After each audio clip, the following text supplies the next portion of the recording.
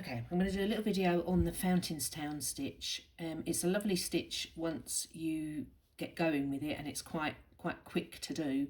But I think sometimes it gives us a little bit of a wobble when we first start doing it, as it's quite unusual. So let me start by showing you what to do. Okay, so you knit one, and then you slip the next 3 stitches with the yarn in front. So I've brought the yarn forward as if I was going to purl, slip the 3 stitches and then knit the next stitch. Yeah, slip the next 3 stitches with the yarn in front and knit the next stitch. And basically you're doing this right the way across the row until the end. Slip 3, knit 1, slip 3, knit 1,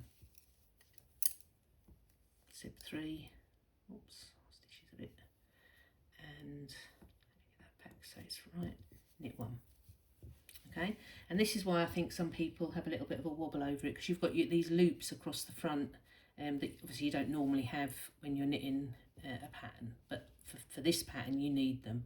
Okay, so the next stitch is a purl, the next row is a purl row, and then you do the same again and then another purl row, so this loopy stitch and then a purl row, so you'd have 2 rows of that.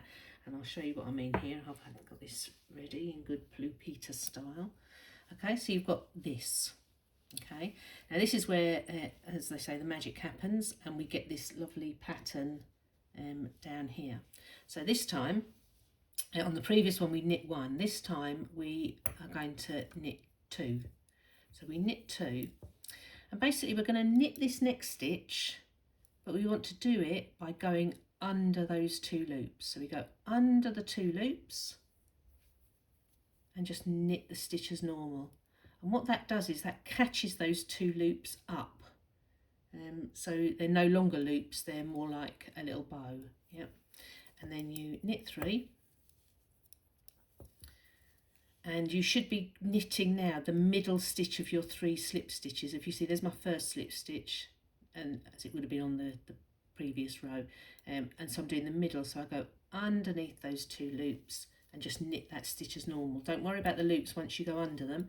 Yeah, you should be able to knit them. What does sometimes happen, let me show you what sometimes happens, is you go under and you knit that stitch and the loops don't go over. Oh dear. Yeah, all you need to do is just lift them up over your stitch, and that's exactly the same. It doesn't matter, it sometimes happens, and it's an easy fix for doing it. Okay, and then we do knit 3, 1, 2, 3. Yeah, so at the next one, so we go under, we knit and pull the needle out. If you pull the needle out underneath the 2 loop stitches, then you what happened before won't happen. Yeah, 1, 2, 3, under the 2 loops, knit the stitch. Oops, I missed it.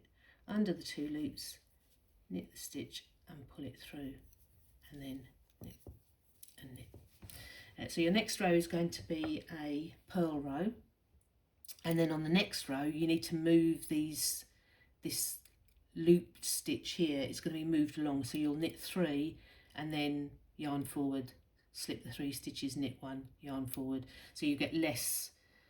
So this is my second row, so you can see that the loops are here rather than here. Hope you can see that. See, on this row the loops are here, on this row the loops are just over, so it's sort of like offset against each other. Give this stitch a go. I've not done it before, and I really don't know why. It's absolutely, I'm thoroughly enjoyed doing it so far to get ready for this video, and I think it looks fantastic. So hope that helps. Bye.